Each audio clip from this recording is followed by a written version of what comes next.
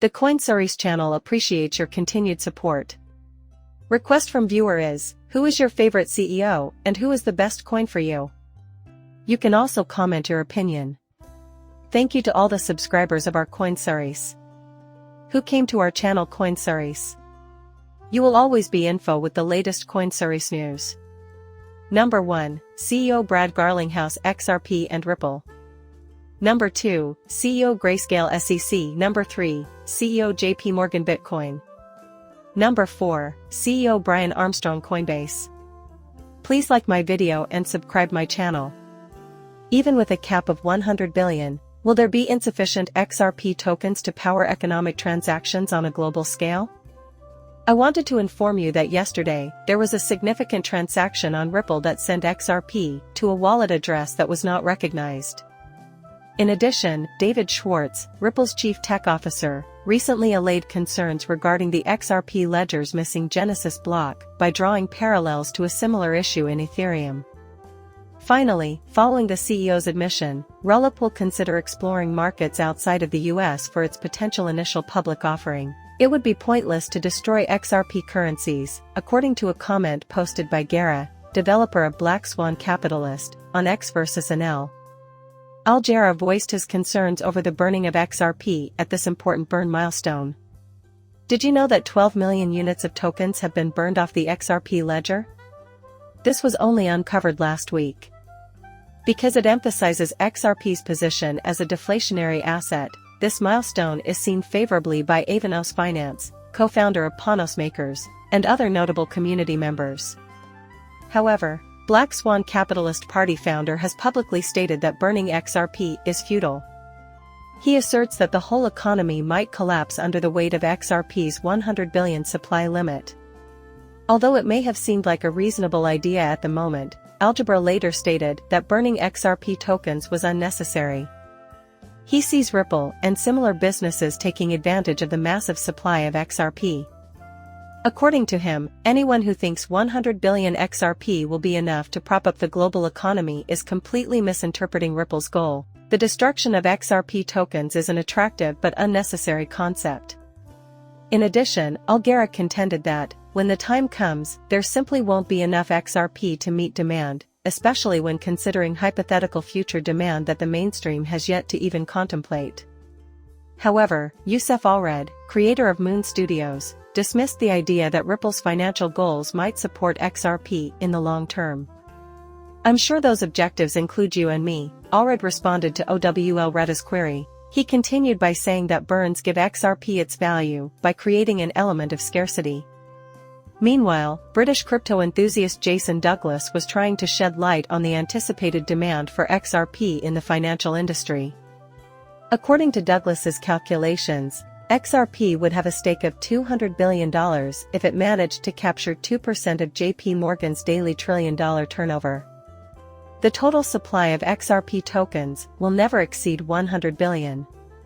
The XRP price would have to explode if this were to occur, says Double Lift. The XRPL burn process is designed to prevent network spam, not to aggressively reduce the supply of XRP. However, due to the potential impact on XRP's value, the majority of crypto enthusiasts view burns as significant. Subscribing to our channel and turning on notifications will ensure that you are the first to know about any XRP-related news. According to the documents, the cryptocurrency payment service paid 80 million XRP, which is equivalent to $45.68,000,000 to an anonymous address. The funds originated from the Ripple spending wallet known as Ripple One, according to data from XRP scanning. Not long ago, Ripple sent 200 million XRP to its escrow accounts, which includes the tokens that were transferred. Ripple released 1 billion XRP on January 1, 2024. You might recall that. Hours later, the business unlocked 80% of the 800 million XRP that had been kept in escrow, and 20% of the remainder. The firm's spending address received 20% of the coins. Initially, Ripple was used to transport 100 million XRP. On January 7, the payment processor transferred an extra 80 million XRP to the same address. The sum of 46.3 million XRP, or $26.4 million, is now in Ripple One's balance following the two transactions. But the receiver address has been sitting with 97.8 million XRP, or $55.8 million, since it hasn't done anything with the 80 million XRP it received from Ripple. Along with some new insights, Schwartz also responded to several community members' concerns regarding the XRP ledger's unusual beginning at block. There is a need for transparency on the part of XRP holders, and 32,569 middlemen have voiced their doubts. Can you kindly elaborate? Someone in the XRP forum on X asked Schwartz whether any blockchains had lost their Genesis blocks. The Ripple CTO retaliated by bringing up the doubts around Ethereum's Genesis block. Although Ethereum has deals that go back before company was officially formed, he emphasized that nobody can see them.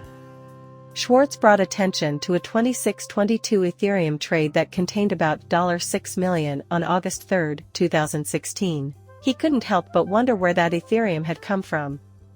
It is defined by a transaction, but I can't seem to locate it.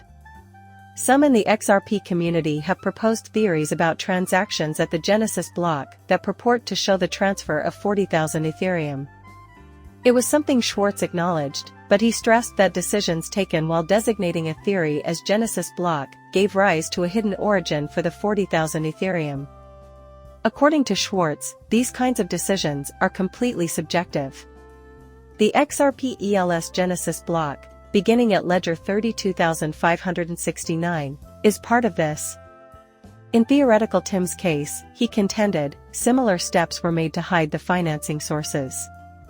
In response to a concern about the seemingly random emergence of 40,000 Ethereum coins, Ripple's CTO emphasized that, according to the public blockchain, they did. He stressed that those with inside knowledge of the Ethereum have more knowledge on the matter. Nevertheless, Schwartz confirmed that the chain's Genesis ledger did not include any transactions. This is significant because the XRP ledger was among the original builders. Nevertheless, he asserts that the original 32,570 ledgers had 534 transactions, which are probably no longer accessible. Even before Schwartz answered Mann's initial question on MyUCAV, a senior software developer at Republics named Autored disclosed the reason behind the loss of the Genesis block. The original set of 8 PL servers were having constant setup and memory depletion at the same time, she said, which was the root of the ledger difficulties. The peculiarity of the Genesis blocks has been questioned by several in the past. Opponents of XRP have previously spoken out against the distribution scheme, suggesting that there might be hidden agendas behind the decision to forego earlier ledgers. Schwartz has consistently shown that these assumptions are false. Extra XRP. On the Bitcoin Stack Exchange forum, Holder asked a similar question in October 2013. When the XRP ledger was made public a year ago, he banned 32,570 users in his investigation into the network's inception. Schwartz said that a glitch affected Ripple servers, which resulted in the loss of ledger hits. In response to this inquiry, there was an effort to collect data, but it wasn't sufficient to rebuild the ledger. He assured the customer that the average XRPL user would not notice the loss of ledgers numbered 1 through 32,570. Furthermore, in a December 2019 article, Schwartz provided a more in-depth historical analysis, tracing the evolution of the XRP ledger from its live debut in June 2012 to its current state.